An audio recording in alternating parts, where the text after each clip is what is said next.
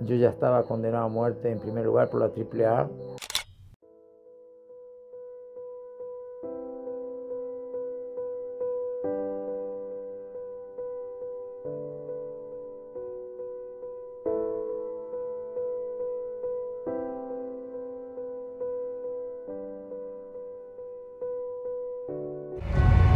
El tucumanazo, como un gran movimiento popular, fue creciendo durante la lucha con la bronca, la dictadura y a las intervenciones en la universidad. Hola, buenas noches. Soy José Luna, José Patrocinio Luna, Chacho, Chapirón o Macho Luna. Esta es mi historia.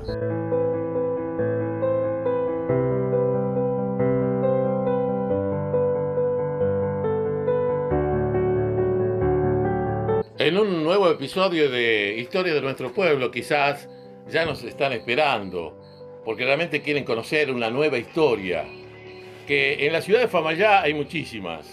Vamos a presentar al señor, escuchen bien su nombre, no es común, José Patrocinio, el nombre de él.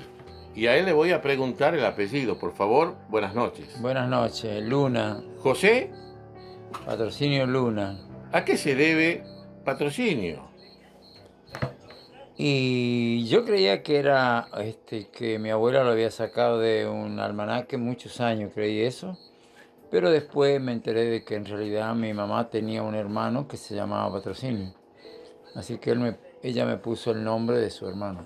¿Quién era su mamá, su papá, por favor? María Ramona Saavedra y mi papá José Manuel Luna. ¿Dónde vivían ellos?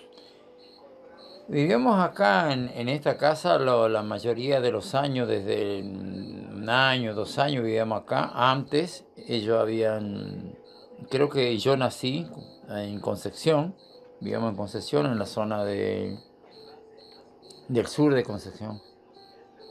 Dice usted acá, pero la gente no se ubica. ¿Dónde estamos ubicados hoy? Estamos en lo que le llaman ahora Nueva Baviera, Muy que bien. para mí es el ex Ingenio Nueva Baviera, donde trabajé varios años frente a la cancha del Club Nueva Baviera. Calle Corrientes. Calle Corriente ahora, en aquella época no era calle Corriente, pero ahora es calle Corriente. Usted trabajó, me dijo, en el Ingenio Nueva Baviera. Yo trabajé en el Ingenio Baviera. Cuando muere mi padre,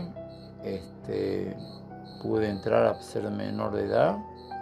Trabajé casi 3 años en el Ingenio hasta que lo cerraron, de los 16 hasta los 19 años, ahí como liguero. ¿Qué es liguero?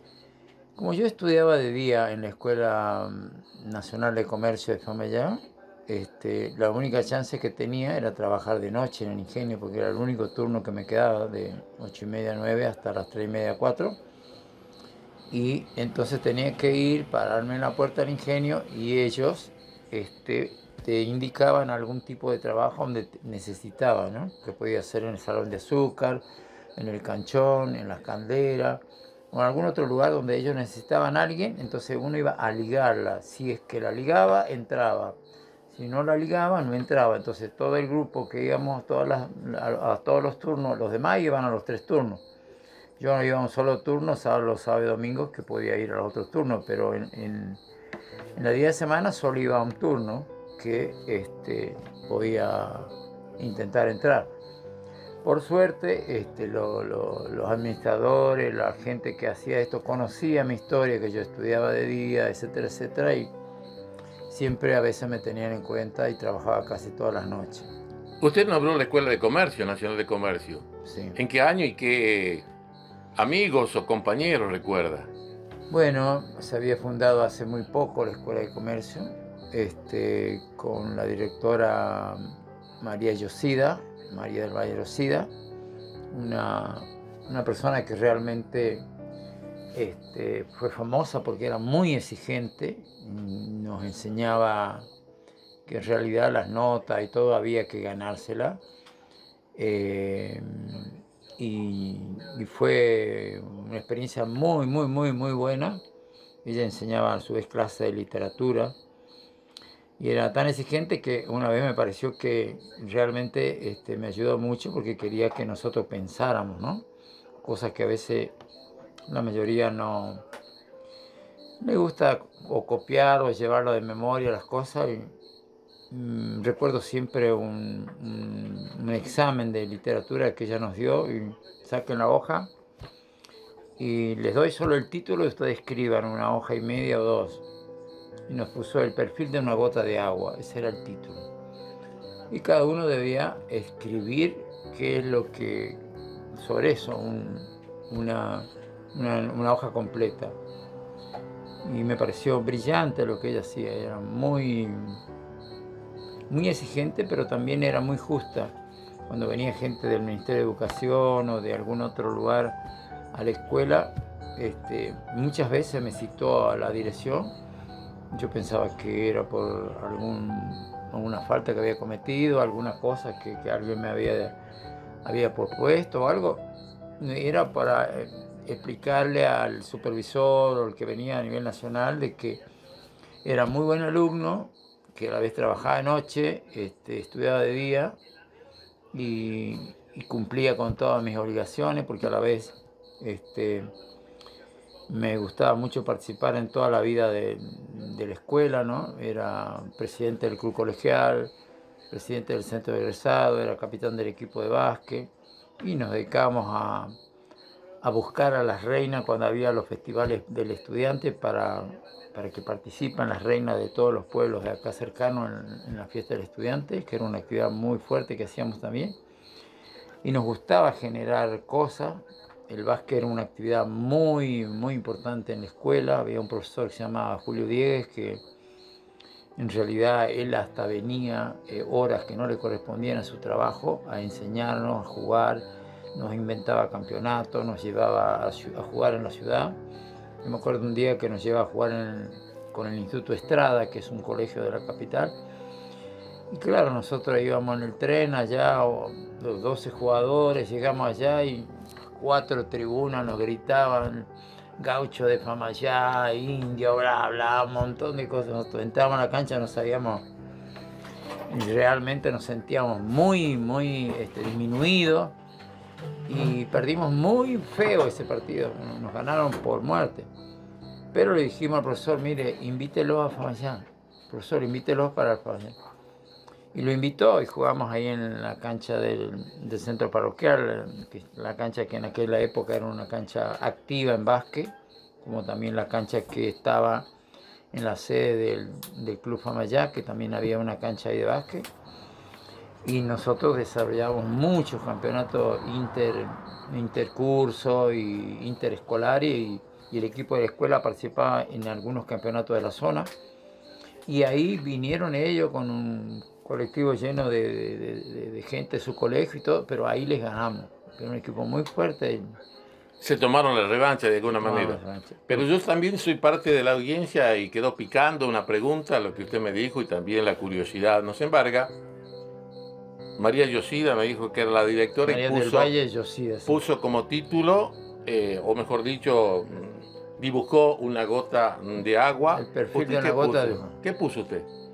Escribí toda una redacción, ¿no? Sobre que estaba mirando por la ventana, caer las gotas de agua, y destallé toda una historia que a través de esas gotas yo miraba y redactaba una historia como un cuento, y ahí vi que calzaba justo con eso, que lo único que miraba era entonces ella me extrapoló a una historia que yo tenía que imaginar, donde en la ventana veía el perfil de la gota de agua, ¿no? Me pareció brillante lo que ella hacía con eso, ¿no? Y creo que con todo lo que estudiábamos intentaba que fueran muy buenos estudiantes. Y con María Yosida tengo una historia muy bonita, ¿no? Yo después del cierre de los ingenios, obviamente quedé muy marcado por el cierre de los ingenios, lo injusto que fue el cierre de los ingenios. Cerraron, de los 27 ingenios que tenía la provincia, cerraron prácticamente 14 ingenios. Y un poco el mayor genocidio social de Tucumán del siglo pasado es ese. Fue en el gobierno de Onganía. Juan Carlos, en la dictadura de Juan Carlos Onganía. Nos cerraron el 22 de agosto de 1966. Para que conozcamos un poco a aquellos que no tienen la posibilidad de conocer un poco de la historia, fue triste la ciudad de Famayá, vapuleada, humillada muchas veces.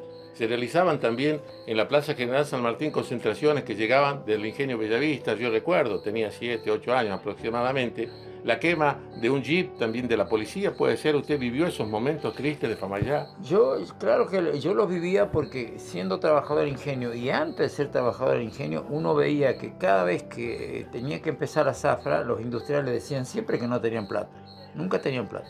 Entonces teníamos que salir los trabajadores a tomar las calles, ollas populares, etcétera, etcétera, para que le bajen fondo a ellos.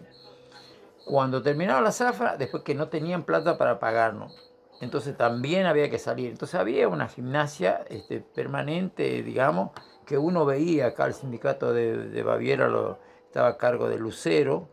Lucero. Lucero. Me gustaría que nombre a las personas que eran luchadores activos en el sindicato. Él, por ejemplo, reunía ahí en la zona del Palitroque o en esa zona de ahí, se reunía el sindicato. Nosotros éramos chicos, nosotros no nos dejaban entrar, nada, pero uno andaba en la bicicleta o en el caballo escuchando, viendo qué es lo que pasaba y en qué podíamos ayudar. Pero era una especie de inquietud, digamos. Yo no puedo decir que en ese momento tenía una clara formación de todo eso, sino que había que ayudar y había que ayudar. Nos íbamos con la bicicleta, mirábamos dónde estaba la policía, venía, me avisábamos. Y entonces, para terminar la anécdota con la directora, ¿no? Con María Lucida, esto me marcó mucho a mí, que después tuve la suerte de entrar a la universidad porque prácticamente todo el mundo se fue a formar parte de las Villas Miserias en Buenos Aires o en Tucumán, pero aquí casi no quedó nadie. Año 66 aproximadamente. 66, 67. Prácticamente el 67 fue el peor año porque ahí se fue casi todo el mundo, cuando ya nadie cobraba nada. Nadie tenía para el mate cocido, ni el pan amasado, nadie. Entonces nadie no te puede ayudar uno con otro. Y yo ingreso a la universidad, y para hacerla corto, después podemos entrar en estos detalles. Obviamente que a mí me inquietaba muchísimo, me llamaba mucho la atención toda actitud de los estudiantes a favor de los trabajadores. Y luchar para que no sigan cerrando ingenios y cosas. Y se da una movilización en Tucumán frente a la FOTIA. Calle General Paz y La Valle. 9 de julio. 9 de julio. 9 de julio. 9 de julio, la FOTIA. La FOTIA, que era la central. Plaza Irigoyen. Exacto, que era la central de los trabajadores azucareros de Tucumán. O sea, unos 50.000 trabajadores azucareros había en esa época. Entonces estábamos, obviamente yo estaba con los estudiantes y se dio una refriega con la policía. Ellos tiraban gases, nosotros tirábamos piedra y todo. Y estábamos en pleno combate y viene una persona y me agarra del brazo suavemente así, ¿no? Y yo me doy vuelta y miro, y era la directora Mari del Valle Lucida. Le digo, ¿usted qué hace aquí? Yo vivo al frente, te estoy viendo que estás ahí, te quiero proteger, ven a mi casa, vamos. No, digo, yo tengo que seguir acá. Quería ser parte activa en ese momento. Claro, entonces la acompañé hasta su casa y volví, pero el gesto de ella... Protegerlo. Sí. Sí.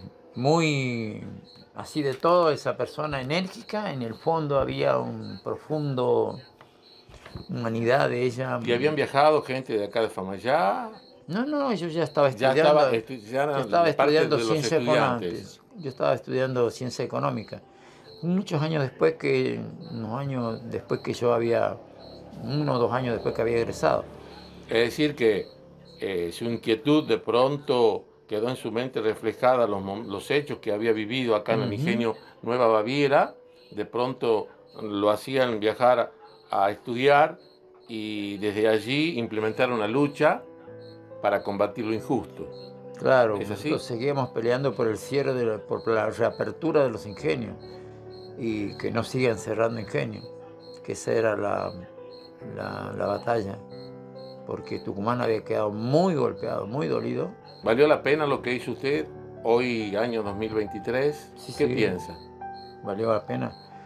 ¿Por qué? Porque la historia del movimiento estudiantil y el movimiento obrero y el movimiento político en la Argentina venía con una participación del movimiento universitario a nivel nacional a favor del golpe contra Perón. O sea que los estudiantes estuvieron a favor del golpe contra Perón. Y eso marcaba un problema medio serio entre el estudiantado universitario y los obreros.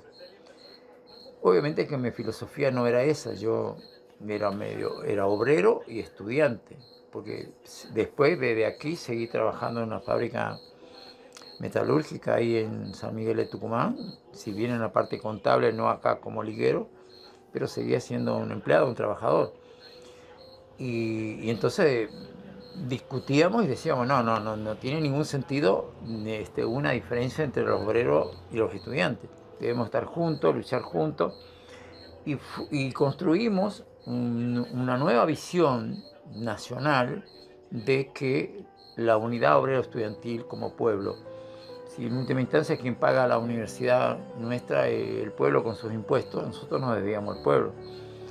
Y entonces ahí se generó toda una unidad obrera estudiantil y los años que hubo de resistencia en Tucumán, 67, cuando matan a Isla Guerrero de Molina, 68, 69, hasta que la dictadura en ese momento intenta no solo cerrar ingenios, sino también disminuir los presupuestos de la universidad, quitarnos las becas, quitarnos los comedores, inician los cierres del comedor de Corrientes, matan a Juan Carlos Cabral, en Córdoba matan en el Cordobazo se produce la muerte de Máximo Mena y otros trabajadores, en Rosario matan a Bello y a Blanco, y en la mitad del 70 venían por nosotros.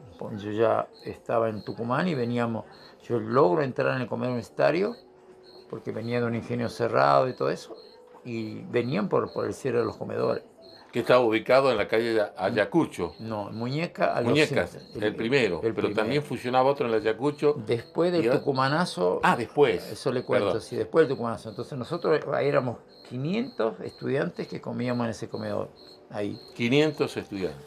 Entonces, en una asamblea de todos los estudiantes decidimos destituir a la comisión del rector Paz, que era una comisión prácticamente no servían a los estudiantes, más bien eran alcahuete del rector, y nombramos una comisión de 6 estudiantes, en el cual tengo el honor que me nombran a mí como delegado del comedor universitario, uno de los delegados, el único tucumano, digamos, en la conducción del comedor, que después se produce la conducción del tucumanazo.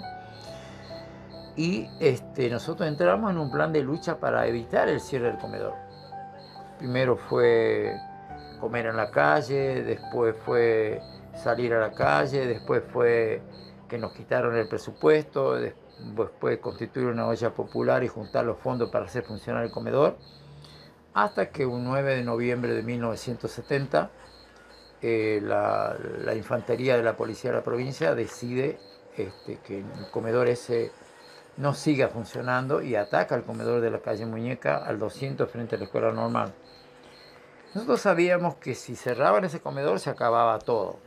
Entonces decidimos, ya veníamos nosotros haciendo asambleas, reuniones, las residencias universitarias, ya sabíamos que a las trabajadoras no lo dejaban entrar a la ciudad, les cerraban el puente de la banda Rodrigo Salío, cerraban la 38. Entonces teníamos todo un movimiento de estudiantes de las residencias, todos ahí conversando qué vamos a hacer, qué vamos a hacer, qué vamos a hacer. Y un poco estudiando posibilidades, formas, cosas. Los trabajadores se estaban reuniendo en un movimiento que se llamaba Operativo Tucumán, que eran los trabajadores ahí, estaban muy ligados a la CGT de los argentinos, con Raimundo Ongaro, Agustín Tosco. La CGT a nivel nacional se había dividido entre el sector participacionista, que era la línea de Bandor, Ruch y todo, que de alguna forma apoyaban la dictadura militar, y el sector combativo, que estaba la CGT de los argentinos, donde estaba La Fotia, donde estaba Benito Romano, Atilio Santillán, Andina Lizárraga, Rodríguez Anido, del gremio gráfico Pacheco. Y entonces había una unidad de todos a ver cómo y en ese momento, cuando ellos atacan al comedor el 9 de noviembre de 1970, nosotros los que quedamos adentro del comedor en ese momento éramos como 100 más o menos, de los 500 que comíamos, que era que estábamos un poco en la primera línea de tratar de evitar el cierre, y tuvimos ahí lo que le llamamos la batalla del comedor, como 2 horas de gases donde nos tiraban en un lugar cerrado, era como una cámara de gas, logramos abrir el fondo y empezamos a combatir desde los techos. Ellos atacan con la fuerza de choque especializada de la Policía Federal, 2 fuerzas juntas para tratando de doblegarnos.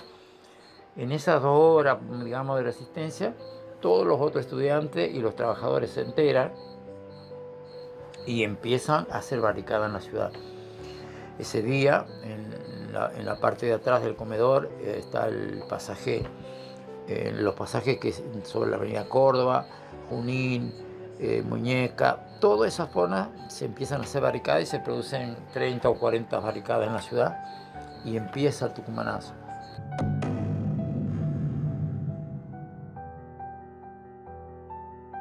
A partir de la crisis política, económica y social, los sectores afectados por las diferentes medidas de la dictadura se plantearon como alternativa enfrentar al gobierno abiertamente en las calles.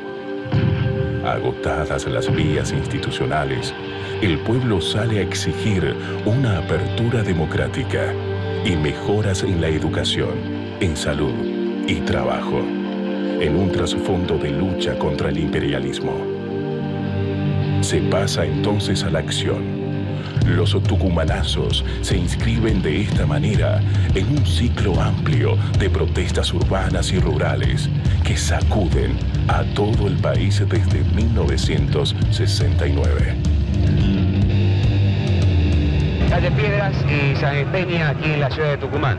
Estas son motocicletas de la Policía Federal que han llegado esta mañana aquí a la ciudad. Juntamente con policía de la provincia de Tucumán, van a repeler un ataque que existe aquí a 5 cuadras. Estamos con ellos y vamos a guardar la palabra del señor subjefe de policía de la provincia de Buenos Aires, que está dialogando con unos jefes de la Policía Federal para conversar con él. Allí parten ya las primeras motocicletas como avance de este operativo. El ambiente desde hoy, desde la mañana, estuvo bastante tranquilo hasta mediodía, pero hace aproximadamente 1 hora que ha comenzado otra vez la repetición de todos los días, o sea, barricadas, piedras, bombas molotov, incendios. La Policía Federal, las motocicletas de la Policía Federal han llegado hoy. Vamos a hablar ahora con el subjefe de la Policía de la provincia de Tucumán. Perdón, permiso, gracias, perdón. Topa la beta para Noticiero 3. ¿Cómo está la situación ahora en Tucumán? Bueno, está bien, es prácticamente normal, salvo estos grupos de irresponsables que están creando una situación de peligro para la comunidad. Razón esta por la que el señor gobernador de la provincia ha extremado las medidas para proteger a la comunidad. Estos irresponsables, creo que en un par de horas más va a estar dominada totalmente la situación. Están ya en la represión ustedes, por supuesto. Exactamente, sí, se está en la tónica de reprimir y evitar desmanes que puedan perjudicar a los que no tienen nada que ver. Y considero que en un par de horas más a lo sumo va a estar todo dominada la situación. Señor subjefe, este operativo conjunto de Policía Federal con Policía de la provincia de Tucumán, ¿hacia dónde se dirige? Bueno, está dirigiéndose a todos los focos de insurrección que se presentan en la ciudad. En alguno de ellos lo vamos a acompañar. A 100 metros los manifestantes. A la izquierda de la cámara también el incendio.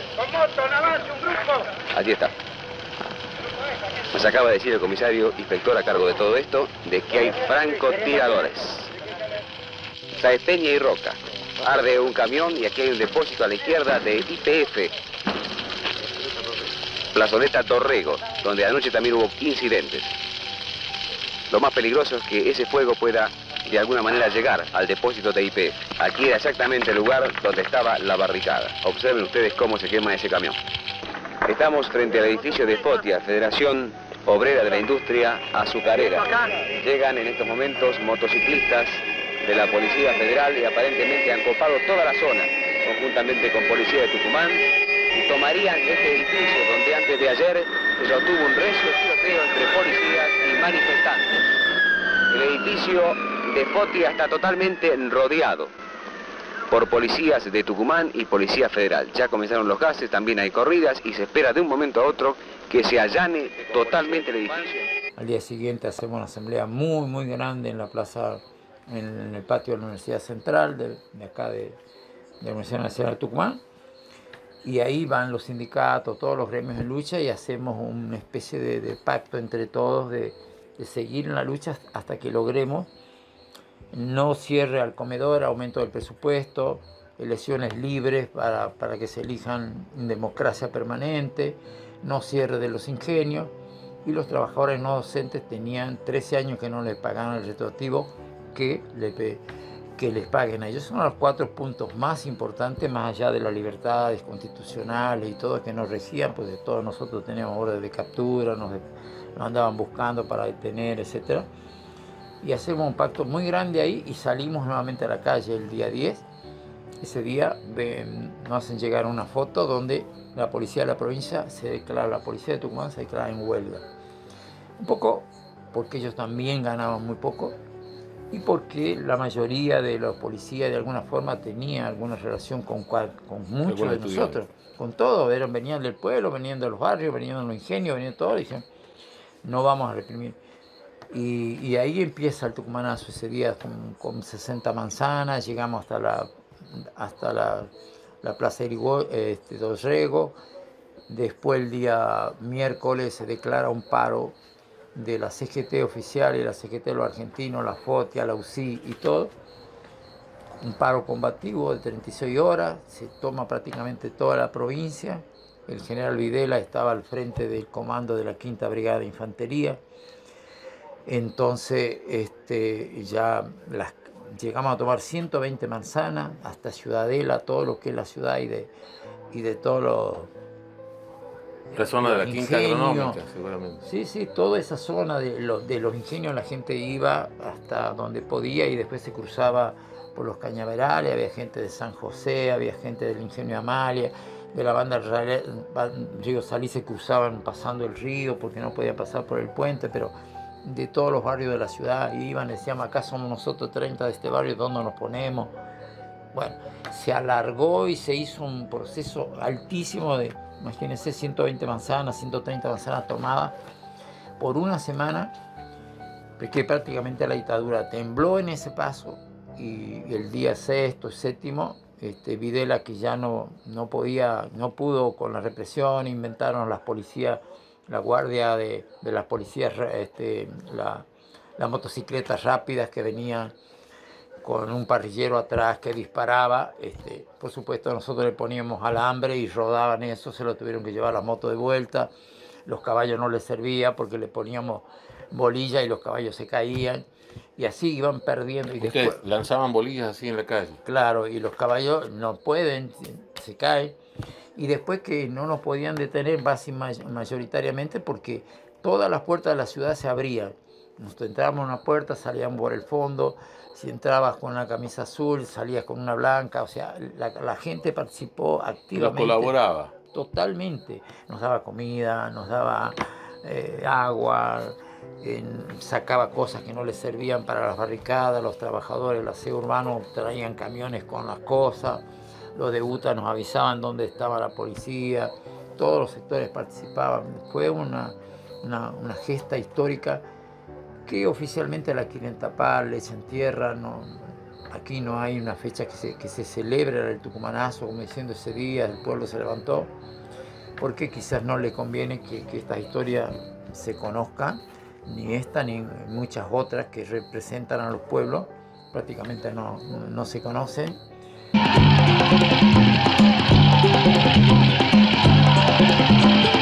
Y en la calle Piedras y Buenos Aires, barricadas y grupos de gente jóvenes. El trabajo de la policía en el día de hoy, por ejemplo, es permanente y además están actuando un poco mucho más severamente que en el día de ayer. Policías motorizados. Observen ustedes que en la propia esquina donde estaba la policía fue arrojada una bomba Molotov y ahí están las consecuencias. Y después de esos 5 días, Videla saca al 19 de Infantería, al Arsenal y al 5º, al 5ª Brigada de Infantería, y trae las tropas de Salta y Jujuy. Ahí, con todo ese pertrecho militar, digamos, nosotros que estamos en una lucha poblacional, pero no violenta, en una lucha no violenta en el sentido de arma, en el sentido de hacerle daño a alguien, de matar a alguien, nada, en una lucha poblacional de protestar y pedir esas cosas, y lo que estábamos pidiendo. y ellos nos sacan el ejército, nos sacan los tanques, nos sacan de eso, que demostraron un poco que la victoria nuestra ya estaba total. Nosotros, cuando ellos sacan esos pertrechos militares, decidimos no enfrentar a los militares porque no teníamos poder de fuego para enfrentar eso.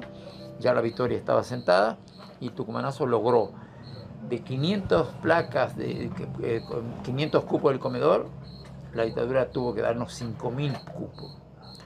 De los ingenios fortalecieron Conasa y no cerraron ningún otro ingenio. A los no docentes le pagaron todo lo que pedían. Y al poco tiempo llamaron a elecciones que se dieron en el año siguiente, en el año 73. Fue un triunfo total, una victoria total, una cosa muy importante y todo fue a favor del pueblo. ¿Quiénes lo acompañaban? Todos los estudiantes, todos los Si lo nombramos algunos, que quizás alguno estudió historia y de pronto no están en los libros, ¿no? La comisión del comedor de los 6, que después fuimos la condición del Tucumanazo, Héctor Martó, que estudiaba filosofía y era de derecho, Lucio Yasle, que estudiaba agronomía, que era de Salta, Guillermo Martinelli, que estudiaba derecho, de Salta también, Lizardo Arias, que estudiaba derecho, que también es de Salta, y yo, que José Luna, que estudiaba ciencia económica y que era de Tucumán. Esa fue la conducción del Tucumanazo de aquellos años, pero participaron todos. Ya el movimiento estudiantil había cambiado esa dirección confusa que tenía de un poco no acercarse a los trabajadores. Existía la unidad obrera estudiantil, el comedor se convirtió en una especie de cabildo abierto, todos los conflictos de Tucumán iban a discutirse ahí, iba el Chorba Salina de la Tetira Escalada, por ejemplo, la comisión de los presos políticos, todos los gremios en lucha, las ollas populares que había en el Concepción, en San Juan, en todo eso. El comedor le proveía, le ayudaba por las ollas populares con la comida. Estaban como gente que luchó en esa época, digamos, ese otro compañero que estudiaba Derecho, como el Trosco Salvatierra, que está desaparecido, creo que está acá en el casco del Ingenio Baviera, es una de las personas que se dice que está ahí abajo. El pibe Lerne, por ejemplo, que creo que también está ahí, porque según los textos que he leído, fue una cantidad enorme de compañeros de todo el NOA, Salta, Jujuy. La única universidad que existía en ese momento, en aquella época, era la Universidad Nacional de Tucumán, donde venía de Catamarca, de La Rioja, de Santiago del Estero, de Salta y de Jujuy. Todos estudiábamos ahí. Hugo Andina Lizárraga, acá en Famayá tuvo una alianza con nosotros en el año 72 muy importante, porque había estudiantes que hablaban del obrero y su padre había sido médico, un empresario, no conocían lo que era eso. Entonces nosotros dijimos, mire, eso es importante porque la sensibilidad social es muy importante, que ustedes sepan cómo sufre otra gente para vivir, para comer, para esto. Y decidimos hacer un campamento de verano en el año 72 entre todos los estudiantes que querían venir, y acá lo hablamos con Juan de la Cruz Olmo, que era el secretario general del sindicato municipal. Luego allí pusieron una bomba en el domicilio de calle, Avenida Sarmiento, frente de la radio. La triple A le pone una bomba, vuela al dormitorio que estaba él y lo mata. Yo vine al ¿Y ese era el motivo fundamental? Creo que había varios motivos. Él era un hombre muy honesto, muy combativo, un hombre que no estaba, creo que leer y escribir era poco, pero entendía muchísimo la problemática social y la solidaridad. Era un hombre muy solidario. Y creo que estaba muy enfrentado al intendente Saracho, que era un cañero grande de acá de esa época, que le había jurado que iba a tomar medidas contra él. Yo no creo que lo haya hecho, pero posiblemente lo marcó cuando la AAA empezó a buscar gente combativa, honesta, que como nos buscaban a nosotros, también lo buscaron a él. Nada más que a él le metieron la bomba porque necesitaban sin duda liquidarlo, ¿no? En el año 74. ¿Y usted cómo logró sobrevivir? Porque me imagino, como lo que usted acaba de decir, que se sentían perseguidos. Seguramente usted también sufrió esa Sí, persecución. en el año 74, digamos, se inicia en el país un proceso de, digamos, en julio de 74 se crea la AAA, el general Luciano Benjamín Menéndez la crea aquí con el, 140, con el batallón 142 de inteligencia acá en Tucumán, con el comisario Albornoz y Almirón como los jefes de la AAA.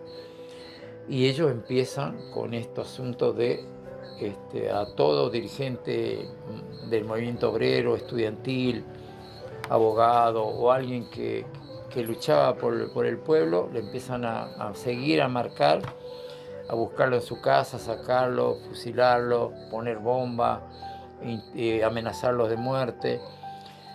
Y después, por ejemplo, en septiembre del 74, la FOTIA declara una huelga general porque no le pagaban los aumentos, porque querían que el acuerdo que se había hecho a nivel con los empresarios de conquistas postergadas por muchos años estaban negadas, y este grupo, digamos, el terrorismo de Estado con la AAA decide liquidar la FOTIA. Esa huelga, el 74, es la primera huelga que se pierde masivamente, la última huelga masiva de la FOTIA. Ahí destruyen a la FOTIA, intervienen, quitan su personería. A los 264 delegados que tenía la FOTIA en ese momento, casi todos después son desaparecidos, muertos, presos. En enero del 75 a Benito Romano y a Atilio Santillán lo expulsan del Partido Justicialista, y al poco tiempo lo desaparecen a Benito Romano y después lo matan a Atilio Santillán. Casi toda esa dirigencia terminó toda muerta. Leandro Fote, que era de San José, creemos que también está ahí en este casco porque lo han nombrado en algunos testimonios. Se cree que en ese casco adentro del ingenio Baviera hay cuerpos. En el caso nuestro, en octubre del 74, nosotros teníamos 2 comedores cuando, después del tucumanazo, ya no podíamos comer en aquel de 500 porque no entrábamos. La universidad crea 2 comedores, la calle de Ayacucho al 800 y el comedor de la Quinta Agronómica, 2.500 en un lugar y 2.500 en el otro. El enemigo después va por nosotros, después que liquida la FOTIA va por nosotros. En octubre nos ponen 50 kilos de trotil en el comedor de la calle de Ayacucho, vuela el comedor, no lo podíamos utilizar más. Hacemos una marcha muy grande, de casi de 20 cuadras para repudiar eso y tratar de vencer al fascismo, a la AAA, a la violencia, todo eso, porque estaban dejando de comer 2.500 compañeros. La universidad tenía en aquel momento 10.200 estudiantes en el 1970. En el 74, cuando se abrieron los comedores, se abrieron las becas, se abrieron la ayuda a los estudiantes, un padre trabajador, póngale, no necesitaba gastar en comida, no necesitaba gastar en transporte, no necesitaba gastar en libros para que su hijo estudie. Entonces eso hizo que una cantidad enorme de gente de las clases populares, de trabajadores, de clase media que no llega para pagar eso, lo mandara yo encontré tiempo después mucho de acá mismo, gente como Huguito Brahim, por ejemplo, el muchacho que... El gran Hugo Brahim. Ok. Me dice, no pude terminar la carrera. Todos se tuvieron que salir porque después no había más comedor, no había ninguna cosa. Y a nosotros nos ponen eso y nosotros resistimos, tratamos de luchar y después decidimos defender el otro comedor de la calle de la Quinta Agronómica. Fíjense cómo se amotinan estos grupos de jóvenes. Hace menos de 4 minutos aquí por lo menos... Pero una noche como la 13 de noviembre del 74, un comando de la AAA con otra gente como, qué sé yo, 300 hombres con armas largas. Nos rodean a las 12 de la noche y nos intiman que nos rindamos. Nosotros obviamente no estábamos en condiciones de enfrentar un pelotón armado de desenvergadura ni nada. Yo ya estaba condenado a muerte en primer lugar por la AAA, pero estaba ahí porque no había otra, había que tratar de mantener las conquistas. Y por supuesto que nos rendimos y bueno, entran ellos a golpear. Cuando entran y tal, nosotros hacemos una mesa, una cosa redonda así, grande, éramos como 70, 80 los que estábamos ahí. Y entra el jefe de todo ese comando, era un oficial de la Policía Federal de Buenos Aires, por el tono y todo, eran todos de civiles. Entra y lo primero que hace, ¿quién es el Macho Luna? Ni me conocía. ¿Cómo? ¿Cómo dije? ¿Quién es el Macho Luna? ¿Y quién es el Macho Luna? Yo. Ahora sí. La audiencia quizás de pronto no llegaba a reconocerlo. Y qué importante es la historia. Y nació en nuestro pueblo, ha luchado junto a los estudiantes, junto a los trabajadores. Algunos lo estarán reconociendo a ustedes. Sí, justamente a José Luna no lo conoce casi mucha gente, pero... ¿Quién le puso el Macho Luna? No sé quién, pero creo que la gente... Los estudiantes. Sí, sí. ¿Por Claro. qué? Y por mi actitud de defender y ponerme firme y por eso nada más. Yo creo que tiene acá una fotografía donde podemos ver una de las actitudes del Macho Luna, así, ¿ah? De José. ¿Dónde era esto, José? ¿Dónde era esto? Eso es, ¿ve? Ahí casi frente a la Gaceta, en pleno Tucumanazo, nosotros andábamos por las calles, como no teníamos parlante, no teníamos nada, era nuestra voz la que... Entonces dos compañeros te levantaban y por las calles andábamos llamando a sumarse al Tucumanazo. Después, Este es este compañero de Jujuy, Héctor Martó. tenemos otra fotografía. En el Tucumanazo, en el pleno Tucumanazo. Pleno Tucumanazo. ¿Y el más? Otra foto de él en la principal calle de Tucumán, ahí está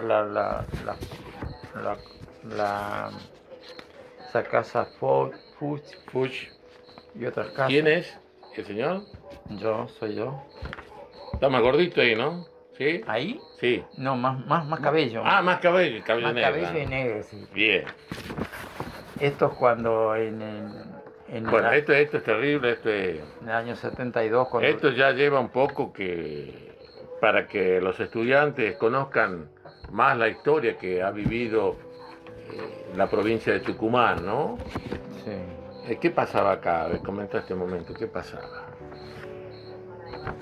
Estábamos acá, en esta foto es el año 72. Nosotros obviamente tuvimos que hacer un grado de organización como Poder Popular con los dos comedores para defender la conquista lograda, porque la dictadura había concedido eso, pero estaba permanentemente buscando cerrar de nuevo los comedores.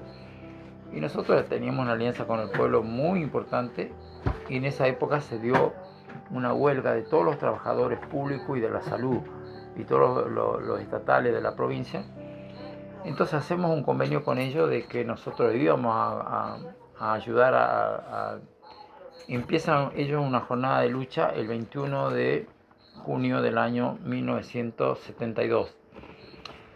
Y la primera día de lucha que se hace en la zona, digamos, del Ayacucho al 800, 700, la marcha venía por el lado de los hospitales públicos. La policía empieza a reprime el comedor de la calle Ayacucho. Nosotros... Sí, frente al hospital de niños. Claro. Entonces nosotros decidimos no dar pelea en el hospital de niños por la cantidad de gases que se iban hacia el hospital y los niños que había ahí. Claro. Y entonces nos replegamos hacia la Quinta Agronómica y tomamos la Quinta Agronómica. Toda la zona de desde la avenida Roca hasta la otra punta, hasta la avenida Colón, y toda la quinta agronómica. Ahí se suman los trabajadores de Ciudadela, de todos esos lugares.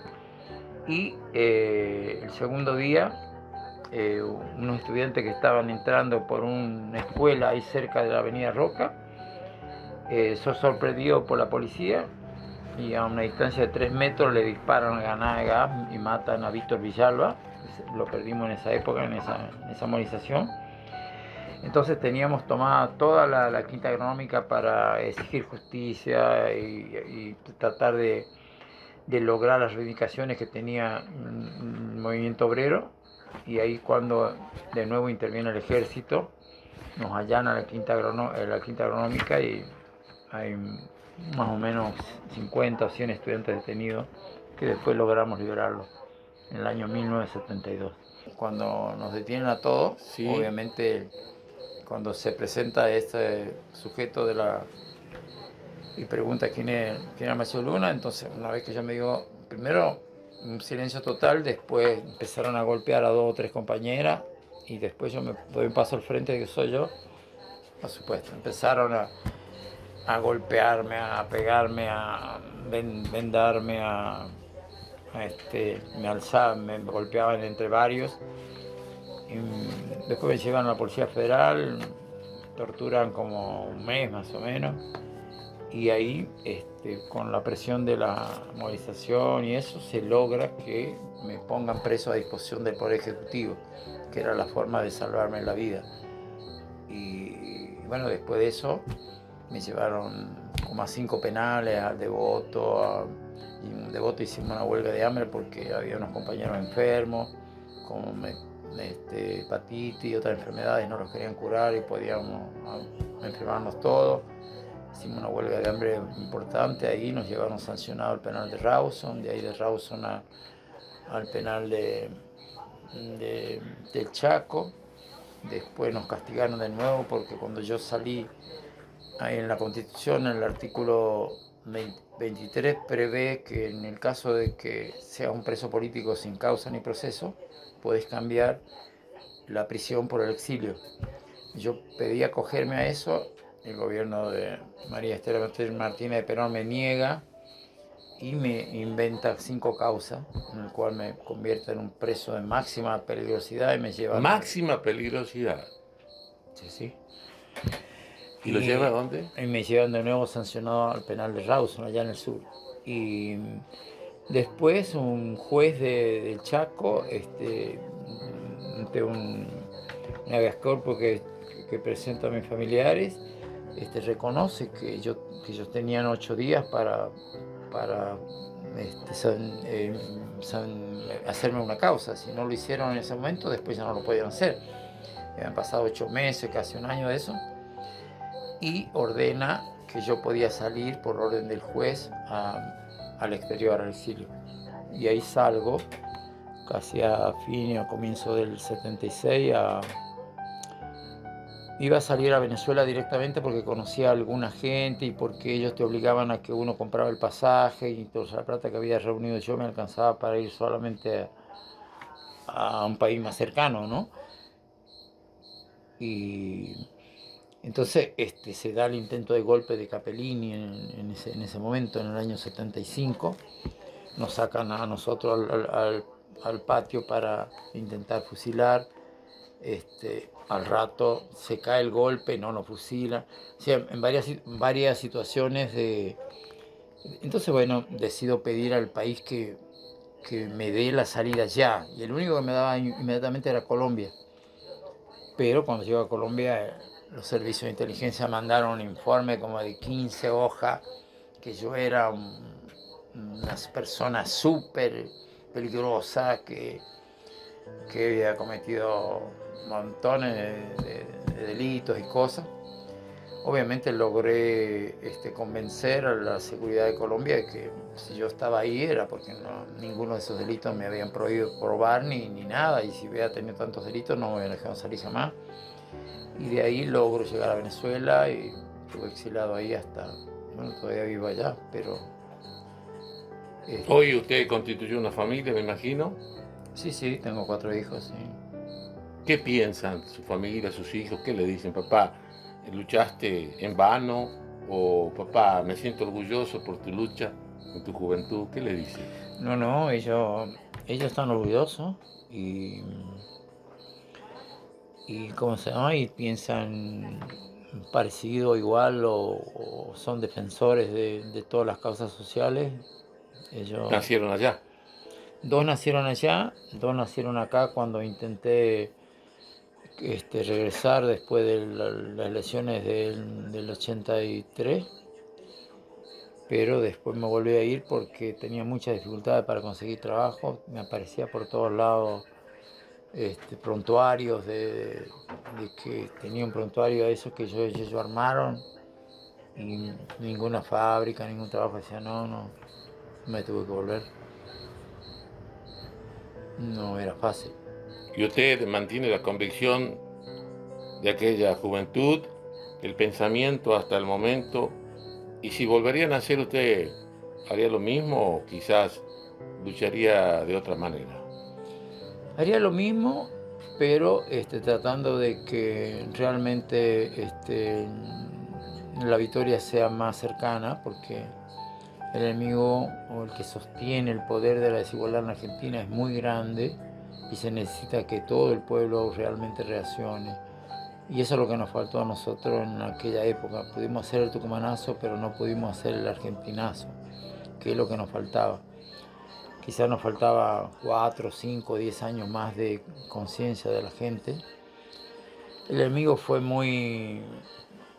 jugó una pieza de traer a Perón y dividir al pueblo. Con eso lo dividió, porque un sector que estaba combatiendo para tratar de lograr los cambios se paralizó, y el resto tenía expectativas en la vuelta de Perón, que después, bueno, él se muere, ya no era el mismo Perón del comienzo de su actividad. Y esa división en el campo popular impidió, digamos, que se avance acá un proceso de una sociedad más justa, ¿no? Creo que no hay otras que seguir luchando para lograrlo, ¿no? Un poco el destino de toda la patria grande, del sueño de Bolívar, San Martín, todo fue ese sueño, y hoy por hoy la misma desigualdad sigue existiendo, ¿no? ¿Usted cree que hoy estamos viviendo lo mismo o peor? Hoy estamos Cosas que usted lo vivió. Hoy estamos viviendo, digamos, una situación muy peligrosa, porque hay un imperio que está empezando a desmoronarse. Y en la historia de la humanidad existieron como 50 o 54 imperios. Cuando los imperios se empiezan a desmoronar, a caer, tienen estas actitudes que tiene Estados Unidos en esta trama, a través del BRIC, que se ha formado ahora con el 60% de la población mundial, que la tiene China, la India, Rusia, Brasil, Sudáfrica. Están perdiendo un terreno que prácticamente el dólar ya no va a ser la moneda hegemónica. Y hasta ahora el dólar era la maquinita que ellos tenían. Están todos los días fabricando dólares sin respaldo en oro y en nada. Y ahora el mundo le va a empezar a pedir una moneda con respaldo en oro, y como no la tienen, entonces están buscando guerras por todos lados, conflictos, divisiones, separan a los pueblos, los dividen, los hacen pelear uno contra otro. Y encima han sacado ahí una especie de no oficial, pero oficiosa. Soros, Bill Gates, montones de personajes muy importantes del mundo están hablando de que sobra más de la mitad de la población mundial, lo que significa que ellos creen que hay que salir de la mitad de la población mundial, matarlo con enfermedades, con guerra, con esto, con aquello. O sea, yo creo que el mundo, los pueblos no se suicidan, y los pueblos van a luchar para darle otra salida, defender el medio ambiente, no a la guerra, y una salida de otro tipo, ¿no? Creo que lo que acaba de pasar en las elecciones de acá de Argentina, y amenazar con montones de cosas que ya son arcaicas, con métodos de guerra y violencia, después de Argentina haber sido uno de los países que después de la dictadura ha sido casi premiada por todo el mundo como la defensora de derechos humanos, en primer lugar. Creo que eso no va a prosperar. La gente quizás tuvo bronca por cambiar una gestión de gobierno, pero no creo que haya aceptado esas ideas genocidas y ese tipo de cosas. Creo que no, creo que va a haber un divorcio rápido si ellos pretenden aplicar eso, ¿no? Y bueno, y volviendo al comienzo de la charla, acá en estos ingenios sigue encerrado, no hay fábrica, la mayoría de una sociedad con el 50% de pobre y de nutrido, una sociedad que exporta casi el 80% de su materia prima. ¿Qué significa eso? Capaz que alguien no lo entiende, pero si la Argentina exporta todas las sojas que hay en grano, en el grano de la soja, la exporta para que el trabajador de China, de Alemania, de Estados Unidos, de Francia, donde va eso, la procese. O sea, genera trabajo allá, pero no aquí. Porque aquí con las máquinas y todo eso, el trabajo de campesino es mínimo. ¿Qué pasaría si se dice, bueno, yo te vendo la soja, pero la procesamos acá y después va allá? Generas trabajo para más de la mitad de todos los pobres que hay en este país, o para todos los pobres que hay en este país. O sea, Argentina es un país más rico que la misma China, es más rico que Estados Unidos. Pero no se están haciendo las cosas con soberanía. Y eso ocurre lo que está pasando ahora, que creo que este nuevo presidente no lo va a hacer tampoco. Mire lo que está pasando con la minería. Se llevan todos los minerales, oro, plata, litio, todo, pagan el 1% de interés de impuestos, cuando cualquier ciudadano por un trabajo pequeño que hace o grande paga el 34 o 40% de impuestos. ¿Por qué esa convivencia con esas corporaciones que se lleven la riqueza con el 1%? O esa plata serviría para generar otro tipo de ayuda, a generar otro tipo de país. Hay muchas cosas que estamos, el 1 o el 5% de la población maneja muy mal esto y cree que el resto tiene que vivir mal toda la vida. Por nosotros estaríamos todo un día, una jornada, para cultivarnos de la sapiencia, de su experiencia, de las cosas que ha vivido usted, ha soportado, sobre todo lo que me decía, torturas. Y usted nos dice que valió la pena para usted la lucha, claro, que lo hizo con razón, buscando el bienestar de una población. Claro. Quizás algunos lo han asimilado, sí, quizás otros no, quizás otros lo están conociendo. Dirá, claro, pero ¿quién es este señor? Claro, sí, sí. Historia de nuestro pueblo tuvo la dicha de reencontrarlo a quien vivió desde muy joven en nuestra ciudad, vivió el cierre de los ingenios. Y ustedes ya escucharon su historia. ¿Qué más podemos agregar? Simplemente cultivarnos para que nuestra Argentina sea cada vez mejor. Y pensemos cada vez que cuando vamos a sufragar el futuro de nuestros hijos, nietos, porque es nuestra familia. Él estuvo en el exilio. Ha sufrido bastante. Porque pensaba diferente, fue secuestrado, perseguido, torturado. Él le dijo de una manera que a mí me pareció tan... Yo estaba condenado a muerte. Cerramos los ojos y pensemos que le digan, usted está condenado a muerte. ¿Qué haría? Así cerramos otro episodio de Historias de nuestro pueblo. Como les dije, hemos conocido a José Patrocinio, lo leo porque me cuesta, Patrocinio Luna, más conocido como... El Macho Luna, sí. Muchos van a decir, sí lo he conocido. Acá en Baviera, para los amigos, para los compañeros... Nómbrelo al amigo. A Lucho Barrio Nuevo, para todos los amigos de acá de con el cual me he criado, soy Chacho. Ese es el apodo, Chacho. Chacho.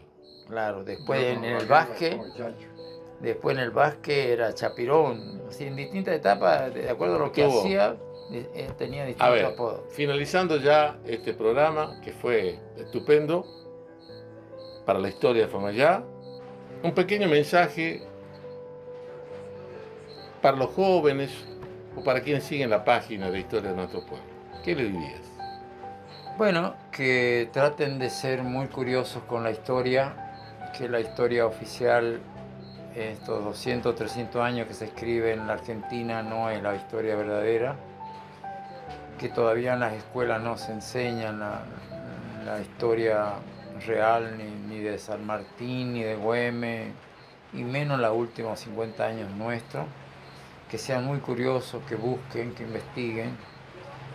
Yo cuando no tenía que leer acá me iba ahí a los basurales de los ingenieros, la gente de acá, que ellos compraban libros o Reader's Digest, cualquier cosa, pero la historia era leer cosas, instruirse, buscar. El conocimiento hay que buscarlo, hay que investigar por su propia cuenta, hay que ser autodidacta, porque eso ayuda mucho a conocer otro mundo que a veces la historia o la escuela oficial no te enseña. Lamentablemente los planes de educación, ni en la escuela, ni en la universidad. La universidad te estudia procesos de Estados Unidos, pero no procesos locales como para solucionar y llevar adelante. Que sean autodidactas, que se comprometan con su gente, que no crean en eso de que solo se van a salvar. Es un eterno veneno que le han metido a la gente, que sean egoístas, que sean individualistas. Deben ser lo más abiertos y más solidarios y más sociales posible, porque el conjunto de la sociedad, el conjunto de los vecinos, el conjunto de la comunidad, el conjunto están las soluciones, no en uno solo. Yo estoy terminando un libro que el año que viene lo voy a presentar con todo lo que da el primer libro que se va a publicar, digamos, en primera persona. Con los libros que hay de Tucumanazo hasta ahora son investigaciones de periódicos.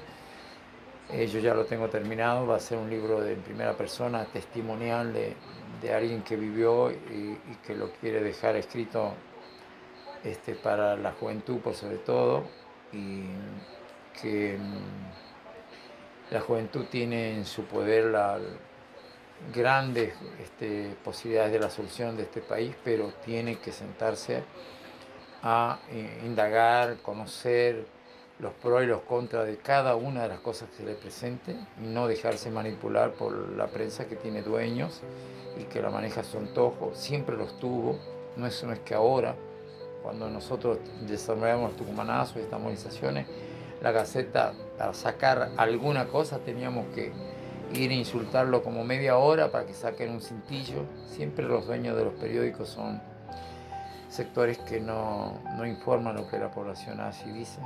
Así que tomen esa mochila y llevarán a buen término. Bueno, muchas gracias por la primicia del libro. El primer libro audiovisual de Famaillá, quienes lo componen, estos chicos estudiantes de nuestra ciudad, y toda una sociedad le agradece su testimonio y es parte ya de Historias de Nuestro Pueblo. Fue muy amable. Bueno, gracias a ustedes por esta nota, y cualquier cosa que necesiten, foto, otro tipo de cosas, estoy en toda la orden. Bueno, hemos llegado en una historia muy especial. Historias de nuestro pueblo. Nuestro futuro, ¿dónde será? Quizás en su casa, señora, señor también, ¿no? Y nos invita simplemente para que usted comparta su historia. Fueron muy amables, muchas gracias. Hasta pronto.